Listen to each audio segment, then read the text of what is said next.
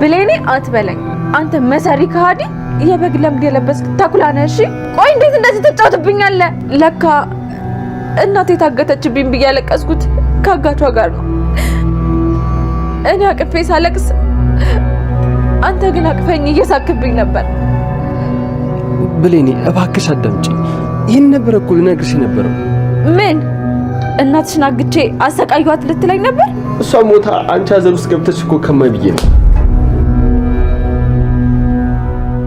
ውሸታም እንዴት ነው ስጦታዬን ወደድከው ደሞ ቆንጆ ፎቶ አለ ያነሳው እገልሃለሁ እመነኝ እገልሃለሁ ታዲያ ከምትወዳት ልጅ ጋር መጣላት እንዴት ነው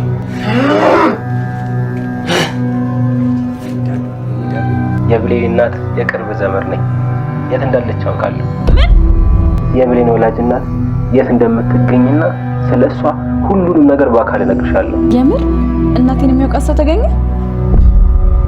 አዎ ልጄ ነገ እናትሽ የት እንዳለች ሊነግረኝ ተቀጣጥረናል እስከዛ ግን መጠበቅ ስላልቻልኩ ነው ላበስርሽ የመጣሁት በጣም ደስ የሚል ዜና ነው ፈጣሪ ይመስገን እኔና ቃልን ያገናኘን አምላክ እሷንም ከእናቷ ጋር ያገናኛት ሁሉ ነገር እየተበላሽ ነው ያልኩት ችግር የለም የሆነ ሰው ድንገት መጥቶ ስለኔና ስላንቺ ውሸት የሆነ ነገር ቢነግርሽ ቆይ ታምኛለሽ እንዴ ለምሳሌ እኔ አንቺ ልጅ እንዳልሆንኩ ቢነግሩሽ አንቺ ውሸት አውቃቷሽ ያላልኩሽ አንቺ የኔ ልጅ አይደለሽም እየሰማሽኝ ነው የኔ ልጅ እሷ ብቻ ናት እሷ ብቻ አንቺ ገና ብዙ እስር ቤት ነው ማስገባሽ እስር ቤት አስቀመጥሻለሁ ይሄ ነገር ካልሞልፉ እውነት እንዳይሆን የሆነ ነገር ማድረግ አለብኝ እናቴ እሷን እኮ ነው የምመስለው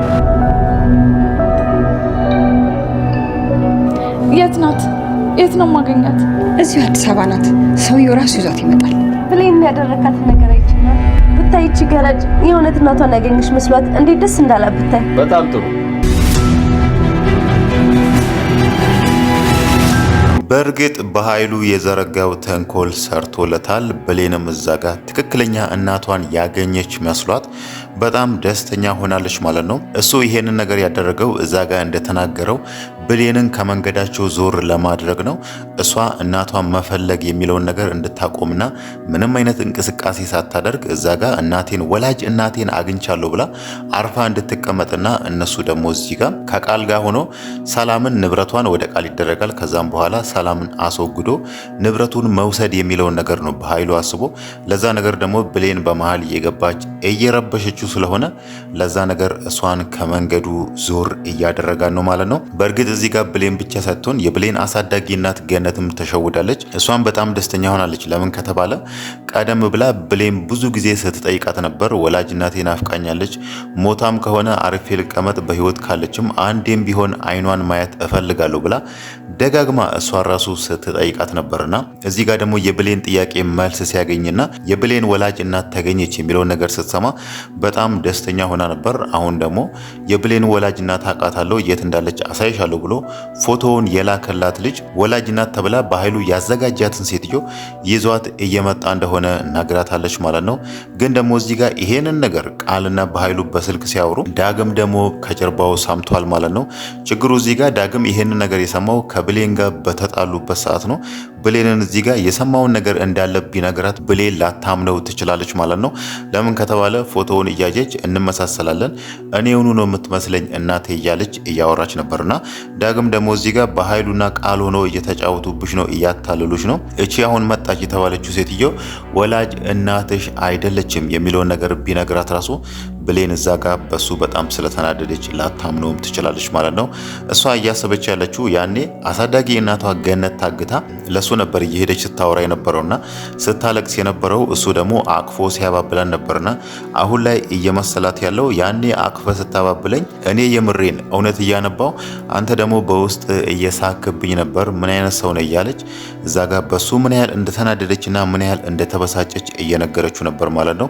ግን ደግሞ እዚህ ጋር እሱ የሚነግራትን ምክንያት ልትቀበለው አልቻለችም። በእርግጥ እዛ ጋር ሳሚ እሷን እንዲያግታት ገነትን እንዲያግታት ያደረገው አንተ አግተ ካላመጣት እኛ ወስደን እንገላታለን፣ እናም ደግሞ አንተ ራስህ እድሜ ልክህን ወላጅ እናትን አታያትም አናሳይህም የሚለውን ነገር ሲነግሩት ዳግም ደግሞ እዛ ጋር ምንም ነገር ማድረግ አይችልምና እሱ አሁን እያለ ያለው ያኔ እኔ ገነትን አላግታትን ብዬ እምቢ ብላችሁ ኖሮ እነሱ ደግሞ ገነትን አግቶ ይወስዷታል፣ ከዛም በኋላ እሷን ይገሏታል። ገነት ሞተች ማለት ደግሞ ብሌን ታዝናለች። እኔ ደግሞ የብሌንን ሀዘን ማየት አልፈልግም በሚለው ነው እዚህ ጋር ሳይወድ ይሄንን ነገር በግዱ ያደረገው።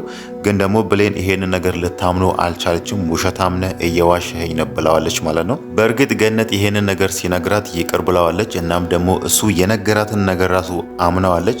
ምናልባት ዳግም ከዚህ በኋላ ገነትን አውርቷት ገነት ደግሞ ብሌንን አሳምና ሁለቱ እንዲታረቁ ካላደረገች በስተቀር ብሌን አሁን ላይ በዳግም በጣም ተናዳለች ማለት ነው። ለዛም ሊሆን ይችላል እዚህ ጋር አሁን ቃል ከባህሉ ጋር ስታወራ የነበረውን ነገር ሰምቶ ራሱ ሄዶ ቢያወራት ይሄንን ነገር ላታምነው የምትችለው ማለት ነው። ሌላው ነገር ደግሞ በስተመጨረሻ እንዳየ ነው ዳግም ከኋላው ቃል ሊይዛት ነበርና ምን እያወራች ነበር? ምን እያልች ነበር? ብሌን ላይ በኃይሉ ምንድን ያደረገው? እናም አንቺ ምንድን ነው የምታውቂ ብሎ ይሄንን ነገር አጥብቆ ቢጠይቃት ምናልባት ቃል ላትነግረው ትችላለች። በእርግጥ እዛ ጋር እቺ ገረድ ትክክለኛ እናቷን ያገኘች መስሏት በጣም ደስ ብሏታል የሚለውን ነገር ይሄንን ቃል ሰምቷልና ለምንድን ነው እንደዚህ ያደረጋችሁት? ለምንድን ነው እሱ ብሌን ላይ እንዲህ ማድረግ ያስፈለገው ብሎ እዛ ጋር ቃልን ሲያፋጥጣት ምናልባት ቃል ይሄንን ነገር በቀጥታ ለባህሉ ደውላ ትነግሯለች። ስልክ ሳወራ ዳግም ከጀርባ ሰምቶኝ ነበር፣ እናም ደግሞ በጥያቄ እያፋጠጠኝ ነው፣ ዳግም ችግር ያመጣብናል ብላ ይሄንን ነገር ለባህሉ መንገሯ አይቀርምና ያኔ ደግሞ በኃይሉን እንደለመደው የሚያደርገው ዳግምን ከመንገድ ላይ ዞር ማድረግ የሚለውን ነገር ነው የሚያስበው። ዳግምን ማስወገድ፣ ዳግምን ማጥፋት የሚለውን ነገር ማለት ነው።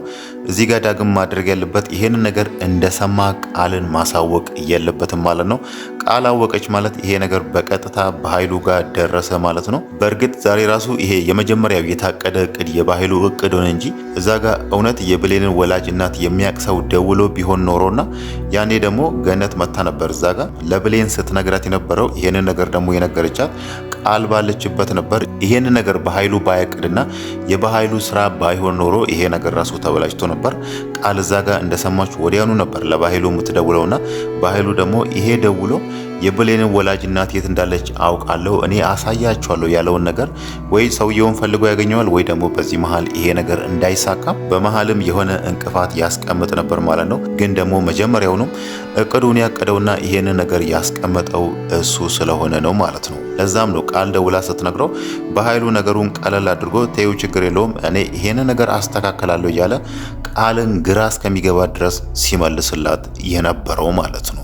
ዳግም አሁን ይሄን ነገር ከሰማ በኋላ ቀጥታ ማድረግ ያለበት ገነትን ከዛ ቤት ስትወጣ ገነት አሁን እነ ሰላም ቤት ስላለች ከዛ ቤት ስትወጣ እሷን ተከትሎ ማናገር ከዛም በኋላ ብሌንን ደውሎ መጥራትና የሰማውን ነገር እንዳለ ቃል በቃል እዛ ጋር የሰማውን ነገር ቃል እንደዚህ ብላ ከባህሉ ጋር ስታወራ ሰምቻለሁ የሚለውን ነገር ይሄንን ነገር ነግሯት ምናልባት የነሱ ወጥመድ ውስጥ የወደቁ አስመስለው እውነታውን የሚፈልጉበትን ነገር ካላደረገው በስተቀር ይሄ ነገር ለሁሉም ሰው አደጋ መሆኑ አይቀርም ማለት ነው።